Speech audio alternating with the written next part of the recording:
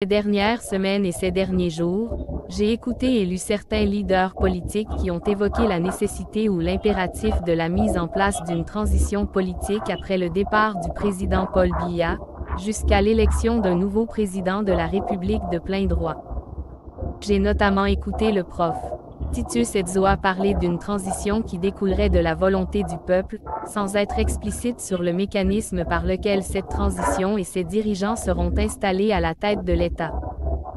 J'avoue que j'ai beaucoup de mal à cerner les tenants et les aboutissants d'une telle démarche qui me semble en inadéquation avec les réalités politiques de notre pays. Jusqu'à preuve du contraire, le Cameroun ne connaît pas une crise institutionnelle majeure qui pourrait justifier la mise entre parenthèses des institutions républicaines actuelles. Par contre, il est évident que notre pays connaît une crise de régime qui perdure depuis de longues années et dans ce cas, il suffirait de remplacer le régime actuel lors des prochaines élections, sans forcément passer par une période de transition pleine d'incertitudes et de dangers. Les prochaines échéances électorales sont donc l'occasion, pour le peuple camerounais de changer de régime en portant son choix, clair et massif, sur l'offre politique qui lui semblera plus en adéquation avec ses aspirations légitimes. Abdourahmane Amadou Baba, citoyen camerounais, à qui ça suffit comme ça. Flore, c'est un cadeau qu'il donne à Marie-Flore. Quand vous votez quelqu'un, ça veut dire que vous lui donnez la possibilité d'aller vous défendre. Ce n'est pas que vous lui donnez la possibilité d'aller mieux vivre. Parce que les Camerounais font comme c'est le votant qui bénéficie du vote. Or, c'est la population qui doit bénéficier du vote en envoyant à l'Assemblée un représentant qui va le défendre. Alors, Honora Abezonga, excusez-moi d'être un peu délicat. Juste pour comprendre, parce que nous voulons à la fin faire le résumé de l'émission. On retient votre passage. En 92, quand le peuple a voté John Fronti, il était égaré, ce peuple-là. Non, le peuple n'était pas égaré. Écoutez-moi bien. À un certain moment, vous pouvez vous tromper de champ. À un certain moment, ce qui est vrai n'est pas autre chose. Je vous ai dit que si en 92, c'était Marie-Flore, Jean-Jacques Ekindi. Oui, je vous assure, il n'y aurait eu aucun problème. Ok, ça vous arrange? Ça ne m'arrange pas.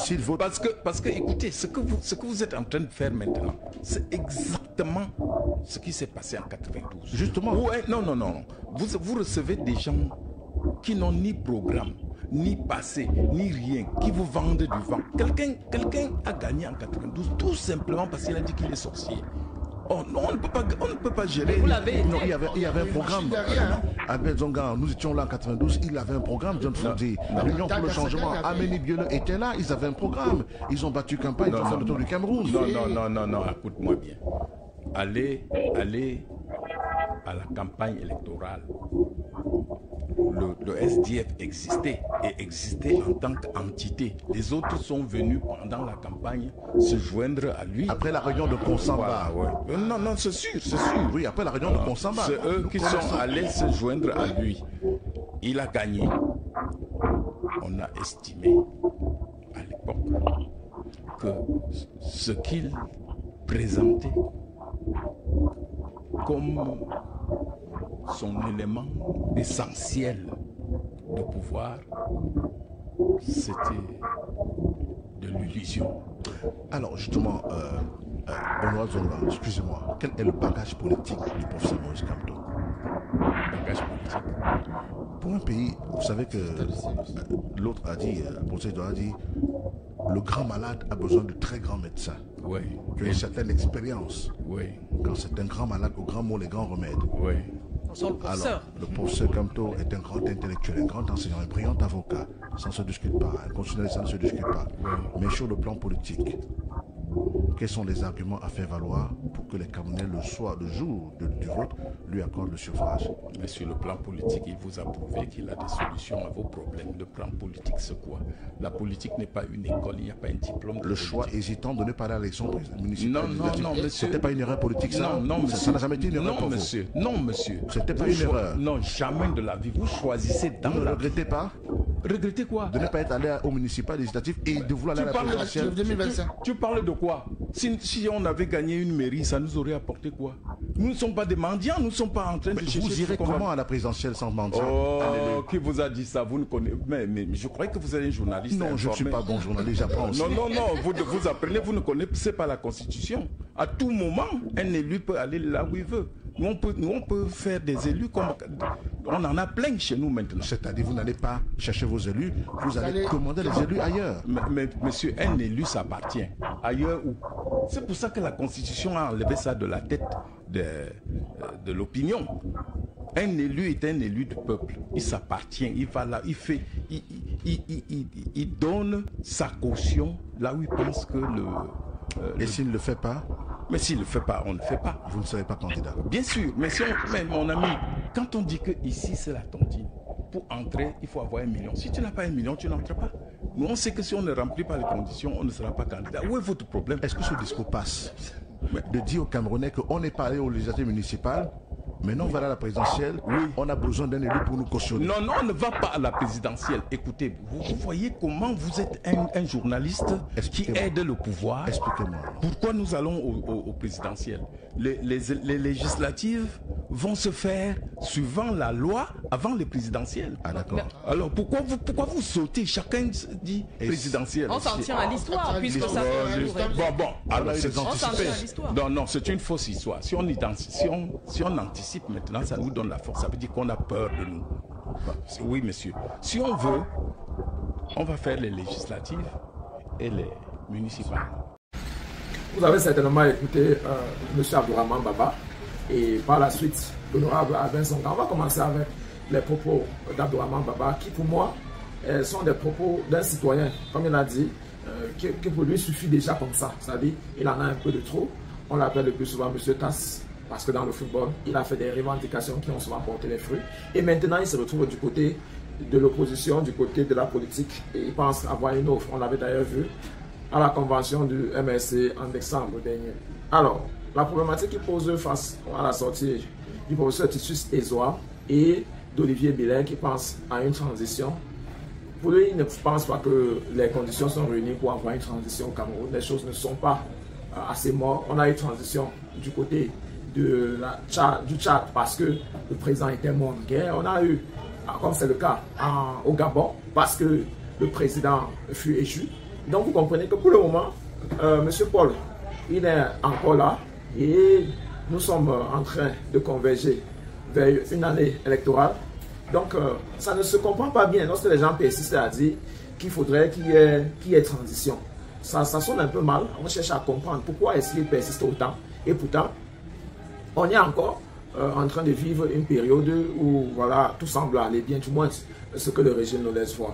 Est-ce que ce jeu ne serait pas finalement une distraction? On est à la veille d'une élection, d'une année électorale. Bien, les gens nous parlent de transition. Et une transition adossée sur les méthodes du régime déjà en place.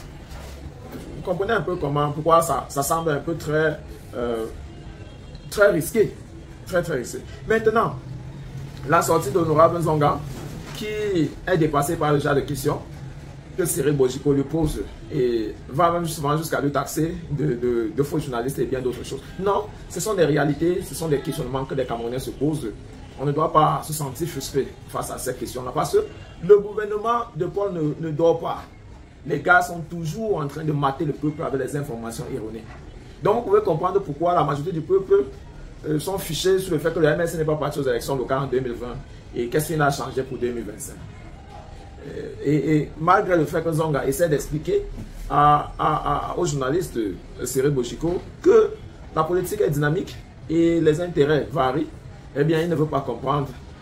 Quand il dit qu'on va aller chercher un élu pour pouvoir se présenter à la présidentielle, si jamais ça venait avant l'élection locale, eh bien pour lui il trouve ça qu'on est en train de se peiner pour quelque chose qu'on n'aurait pas vu. Non.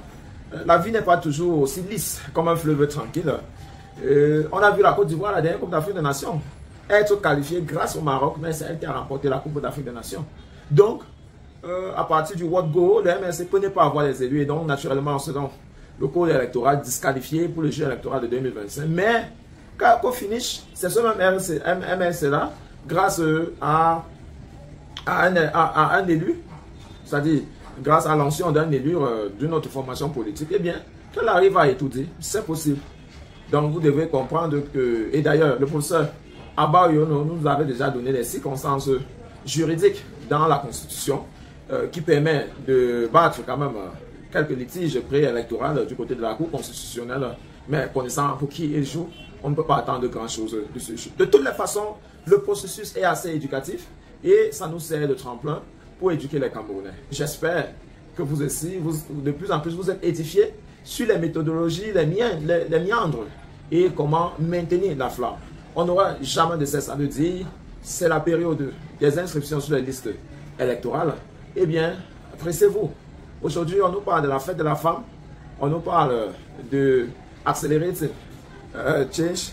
Eh bien, depuis près de 5 ans, on en parle, mais est-ce que vous avez le sentiment que ça avance? Il faudrait que les femmes prennent le devant dans la politique, parce que ça va leur permettre de décider, ou alors de se rapprocher beaucoup plus à côté du pouvoir qui dirige. On se retrouve très prochainement pour un autre numéro. D'ici à là, prenez soin de vous. Quoi qu'il arrive, gardez le sourire et bien le bonjour.